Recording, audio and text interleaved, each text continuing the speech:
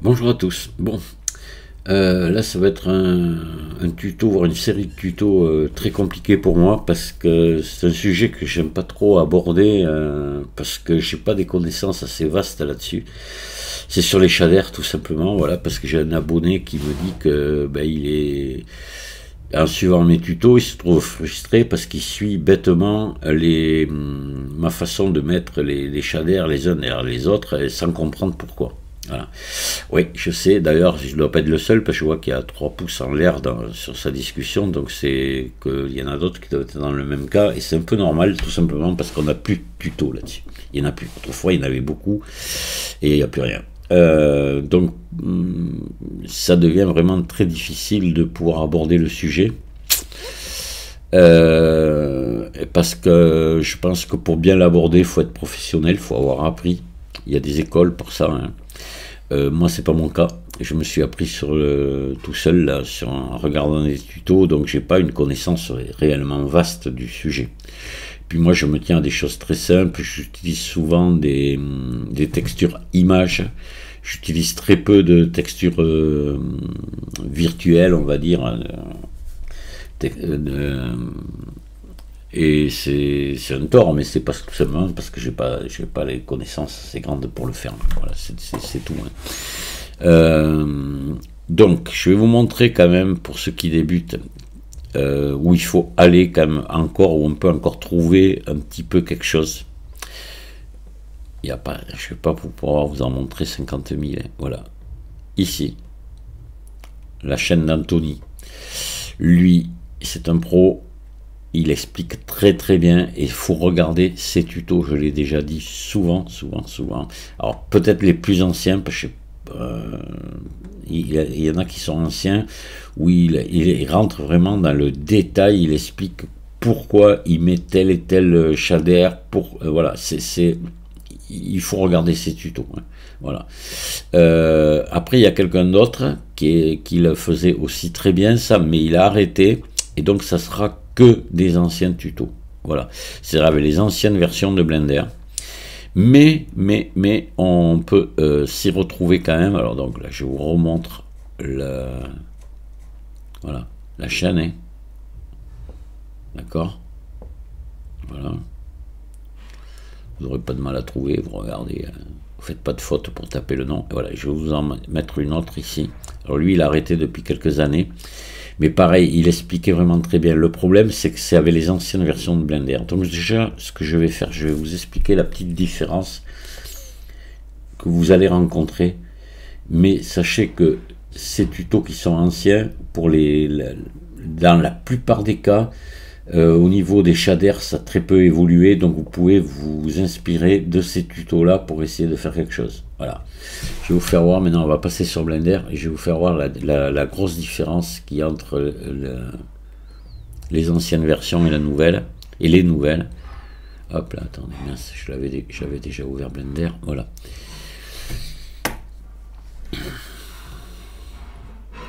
Je vais vous mettre les touches du clavier souris, voilà. Donc, on va ajouter ici un maillage de type sphère, par exemple. Je vais l'adoucir.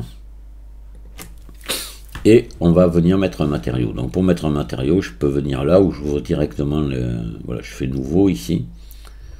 Voilà, et là il s'ouvre. Là, on va mieux le voir ici. Je vais ouvrir une autre fenêtre. Et on va aller dans l'éditeur de shader. Voilà. Ça sera plus visible qu'ici, mais c'est la même chose. Voilà. Alors, maintenant, quand vous mettez un nouveau matériau, vous avez ça. Vous avez une sortie, ça c'est normal, et un BSDF guidé. Autrefois, dans les anciennes versions, on n'avait pas ça. On n'avait pas ce BSDF guidé, n'existait pas. On avait un shader qui existe toujours, qui était le diffuse. Voilà. Hop là.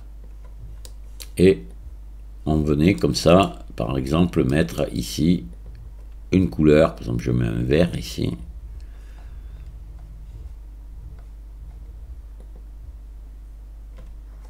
Voilà. Et puis, si je voulais après mettre que ce soit brillant, qu'il y ait du métallique, etc., on venait rajouter ici d'autres shaders. Voilà, par exemple, je mettais ici un shader de mélange. Voilà. Et puis ici, je venais ajouter un BSDF brillant, par exemple. Ici, que je branchais sur le mélange. Donc là, on mélange les deux avec le shader de mélange. Voilà. Et là, je venais ici, suivant, vous voyez, mettre plus ou moins de l'un ou de l'autre. Ici, je pouvais mettre de la rugosité, vous voyez, pour obtenir un effet un peu plastique, vous voyez. Hop. Là, comme ça, par exemple, pour faire un plastique, je pouvais faire ça. Voilà. Et je pouvais mettre plein d'autres. Il y a le BSDF vert, etc., etc., que je pouvais venir mixer ou mettre tout seul, par exemple. Par exemple, si j'ajoute ici un BSDF vert, je le mets à la place de tout ça, ici à l'entrée, et j'obtiens du vert. Vous voyez qu'il faut venir ici dans Eevee, c'est le problème avec Eevee, mettre ici en alpha, mélange alpha. Voilà. Alors, pour qu'est-ce que je pourrais vous citer, je pourrais vous en donner d'autres comme ça. Qu'est-ce qu'on aurait? Vert brillant, faut pas que je vous en mette trop. Voilà, l'émission par exemple, l'émission ici. Voilà, je vais le brancher. Et puis ici, j'avais, pour faire comme qui va émettre de la lumière, quoi. Voilà, en montant la force ici. Je vais baisser ici mon image, la force de mon image HDRI pour me retrouver dans le noir. Voilà. Et là, vous voyez que j'obtiens quelque chose qui éclaire, comme une lampe, comme voilà, comme un halo lumineux. Hein. En mettant par exemple ici du flou, là on le voit bien, vous voyez l'effet, voilà, avec une émission.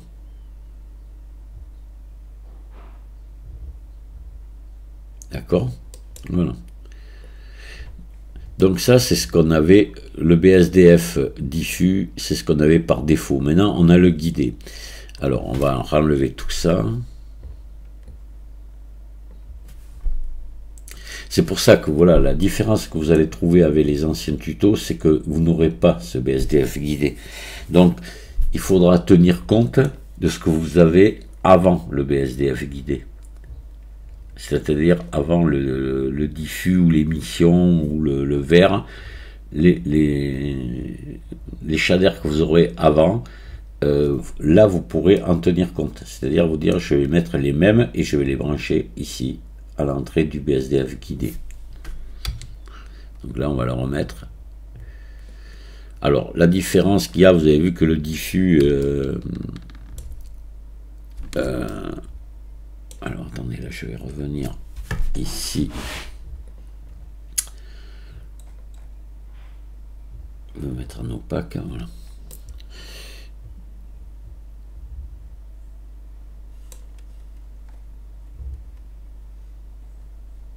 Tiens, pourquoi il a gardé ah oui, c'est normal, voilà.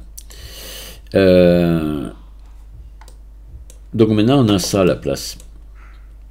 Voilà ce qui change des anciens tutos. Alors, on peut l'enlever. Vous pouvez repartir exactement sur les mêmes que la personne vous aura fait dans le tuto. Ça va marcher pareil. Voilà. Sinon, il faut quand même essayer de comprendre comment ça marche. Mais généralement, si vous allez sur les deux chaînes que je vous ai données, c'est extrêmement bien expliqué. Donc, attendez, pourquoi j'ai ça? Oui, je ne l'ai pas fermé. Vous allez comprendre parce qu'il va vous dire, vous mettez ce shader là qui va faire ci, qui va faire là, vous allez régler comme c'est. Voilà, ces deux personnes expliquent très très bien. Déjà, beaucoup mieux que moi parce que je vous dis, moi, eux ils sont professionnels, pas moi. Voilà. Alors, on va partir sur quelque chose de simple là. Sur ce BSDF guidé, déjà il va falloir l'expliquer. Puisque maintenant on l'a. Donc là, ici, ça va être la couleur de base. Par exemple, je vais mettre un jaune ici. Voilà. Donc là, si je viens là, je vais être en jaune. Oui. Alors, je vais vous remettre la lumière, parce qu'il n'y en a pas. On va remettre la force à 1.8 comme j'étais. Voilà. Donc vous voyez que là, j'ai du jaune. Il y a ici les réglages qui vont nous intéresser au début. On va pas tous les passer. On va voir les spéculaires. Alors, vous voyez les spéculaires qui servent à renvoyer de la lumière. Donc là j'ai quelque chose de complètement mat. Comme si j'avais eu le BSDF diffus à la place. Pareil. Voilà.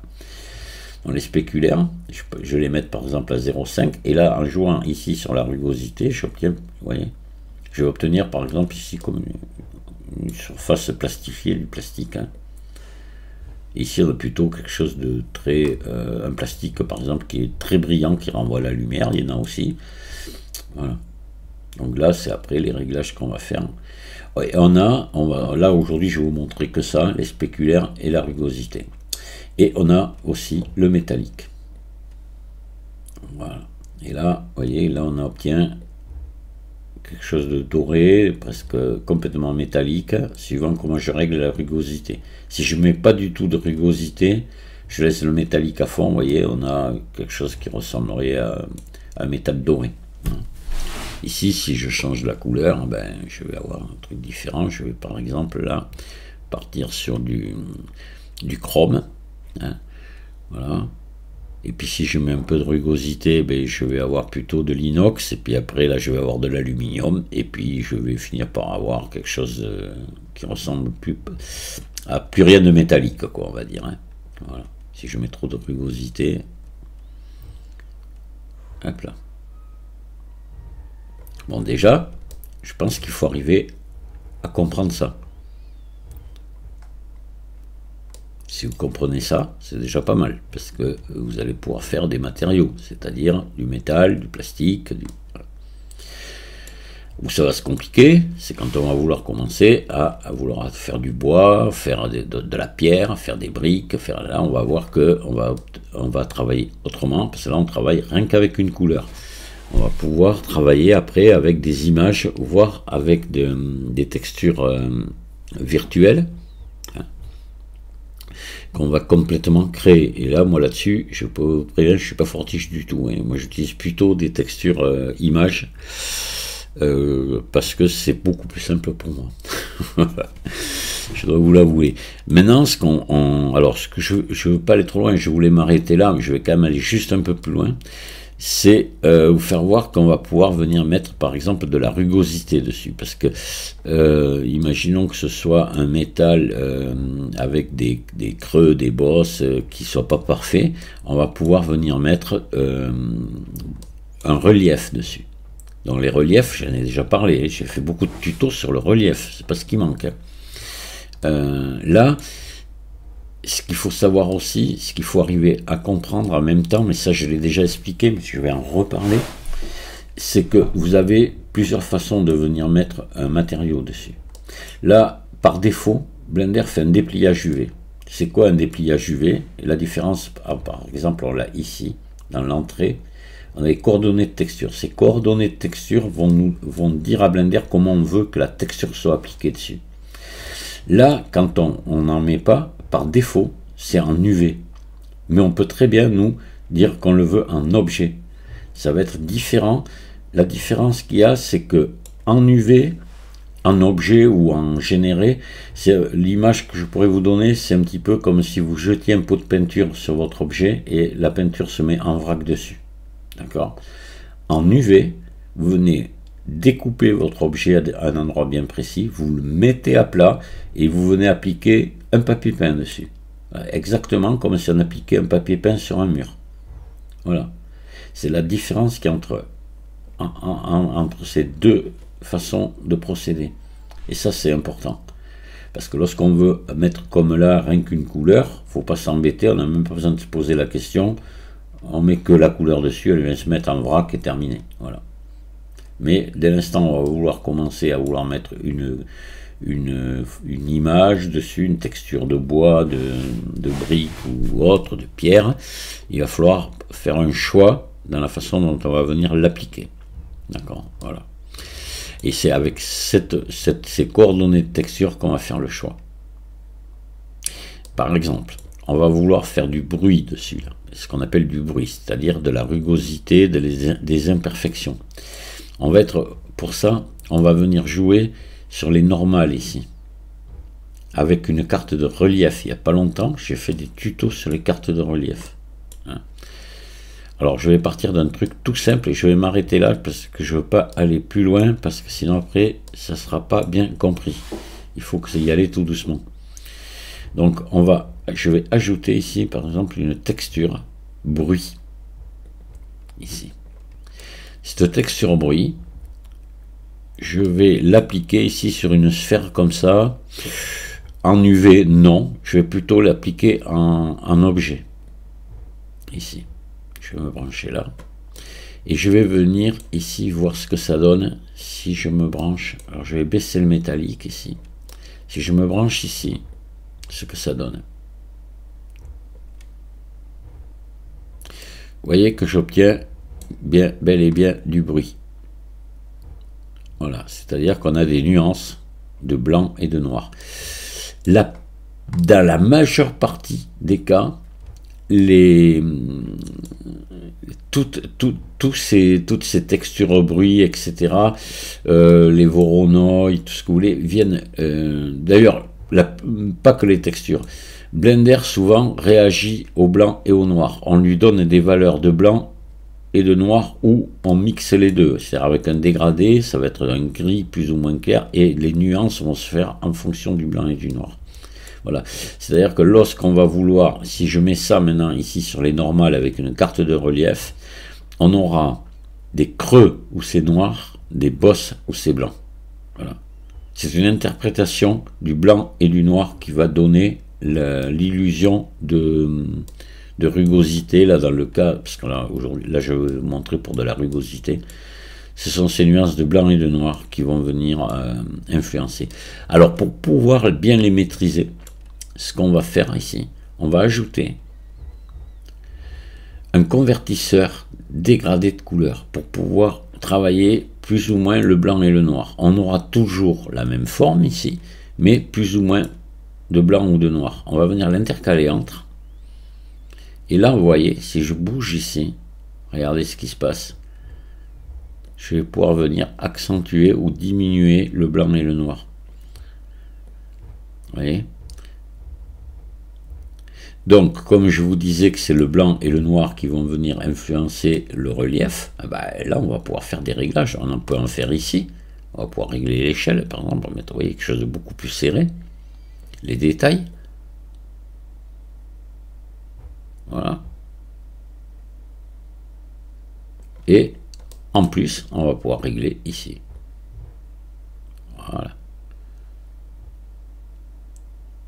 Donc, rappelez-vous, le noir, ça va être du creux, le blanc, des bosses. Voilà. Si on veut l'inverse, on inverse là. Là, on a toujours le même dessin, mais inversé. Ok? Voilà. Donc là, ce qu'on va faire, on va rajouter une carte de relief ici sur les normales. Pour avoir que ça se transforme en relief. On va récupérer notre métallique de tout à l'heure et on va venir mettre ce relief ici. Donc je vais débrancher là. Je vais mettre ici, remonter mon métallique. Donc on a notre espèce de chrome là. Hein. Voilà. La rugosité, je vais la baisser. Voilà, complètement. Et je vais venir maintenant ajouter une carte de relief. Alors, vecteur relief ici. Je vais la brancher sur les normales. Mais ici, il faut qu'on donne des informations à cette entrée pour dire où on veut du relief en creux ou en bosse. Voilà. Ben, ça va être ça. On va brancher cet ensemble qu'on vient là de voir. On va le brancher ici. Et donc, on va avoir ici des informations. Toujours pareil, parce que le relief ici va réagir en fonction des valeurs de noir et de blanc. Toujours noir, blanc. Voilà. Donc là, on a une sortie où il y a bien des valeurs en noir et en blanc. On va venir les brancher ici sur la hauteur. Parce que c'est sur la hauteur qu'on veut travailler. Le relief, la hauteur du relief. Voilà. Vous voyez? Donc là, on voit qu'on a du mat, ici, enfin du creux et des bosses. C'est très fort. Donc là, pour baisser ça, on va venir enlever un petit peu de distance. Je vais me mettre à 0,3 par exemple. Et je vais venir ici baisser la force. Voilà. Et là, vous obtenez, vous voyez, quelque chose qui a du relief. Voilà. Mais du relief virtuel. On a notre sphère, si je repasse là, vous voyez, elle est toujours lisse. Hein. C'est du relief virtuel. Qu'on va essayer d'utiliser au maximum dans Blender.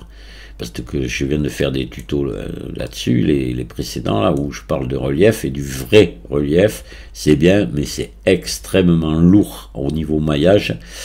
Et à part d'avoir des monstres d'ordinateur ou toute une batterie d'ordinateurs, c'est pas trop possible à nous, à notre niveau, quoi. Hein, voilà, d'amateur, hein, de pouvoir faire des trucs. Alors là, ben, je vais pouvoir régler, ici. Voilà, toujours, vous voyez, les réglages qu'on a vu tout à l'heure, ben, on les retrouve ici. Hein. Et là, je vais avoir quelque chose de très peu, Là, je vais inverser finalement, ici. Vous voyez. Voilà, donc là, on a vu la notion de creux de bosse. Dans un prochain tuto, on va refaire la même chose et je vous parlerai des notions de brillance, c'est-à-dire oui, c'est-à-dire qu'on pourrait par exemple dire qu'on veut que nos trous soient mat et nos reliefs soient brillants. On va voir comment on fait ça. Ça va être la même chose, mais on va pas venir le brancher ici sur les normales, on va venir se brancher ici sur la rugosité. Voilà. Ou sur le métallique, mettre plus ou moins de métallique à un endroit. Mais ce qu'il faut arriver à comprendre, c'est ça, c'est le noir et le blanc. Il faut bien comprendre que Blender travaille quasiment pas qu'avec ça, mais allez, dans la majeure partie des cas, c'est avec le noir et le blanc. Voilà. Donc c'est à nous arranger à faire des variations de noir et de blanc pour obtenir ce que l'on veut. Alors là, on a vu que une couleur. Par exemple, je peux la changer ici. Oui, si je mets un truc doré comme ça, par exemple, voilà.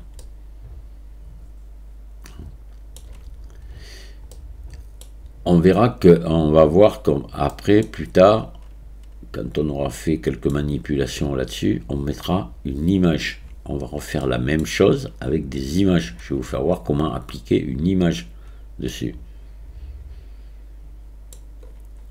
Mais il faut commencer par simple, c'est pour ça que je vous montre d'abord avec juste une couleur. D'accord ? Voilà.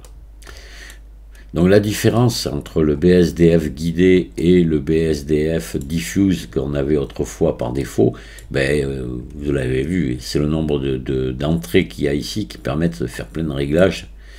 Par exemple la quantité de spéculaire, la quantité de métallique, voilà. Vous voyez, mettre de la rugosité ou pas. Voilà, vous voyez. Là, vous voyez, par exemple, on voit bien, ça fait comme des cloques dessus. C'est...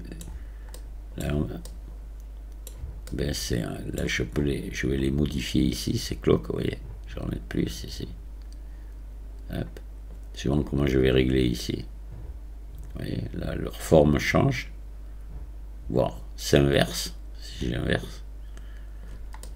Et la force ici, l'influence, voilà.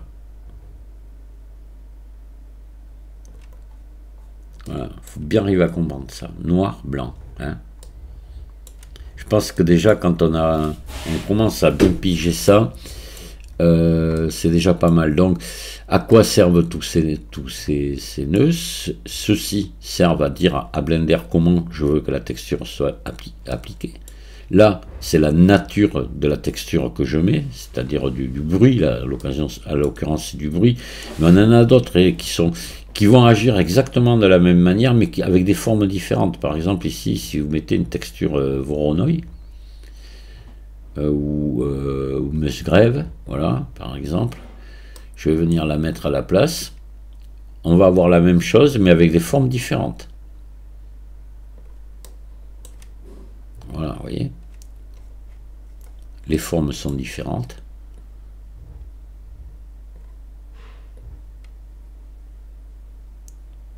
La dimension. Et là, je vais obtenir quelque chose de très petit, très fin. Voilà, suivant ce qu'on veut obtenir, on va essayer.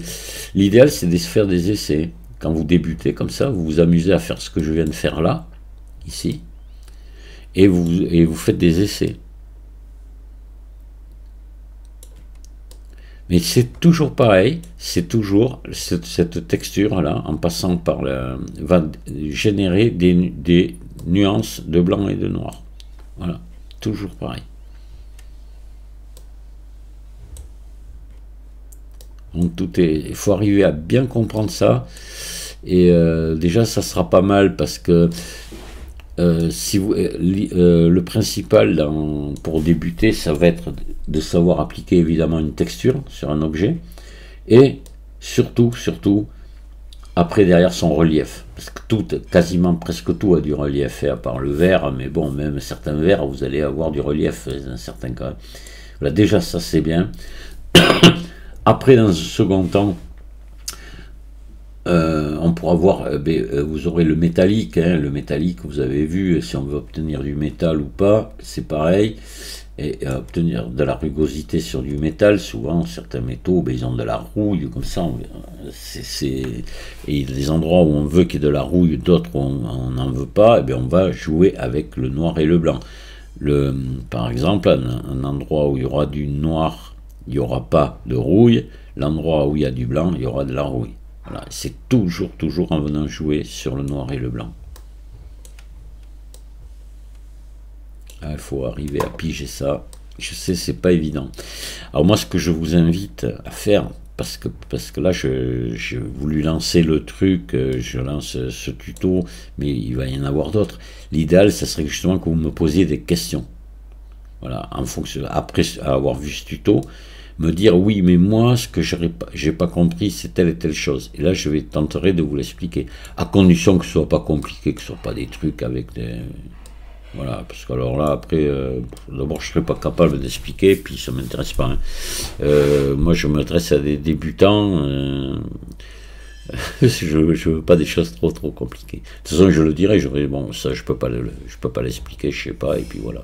Mais dans la mesure où je pourrais le faire, je le ferai avec plaisir.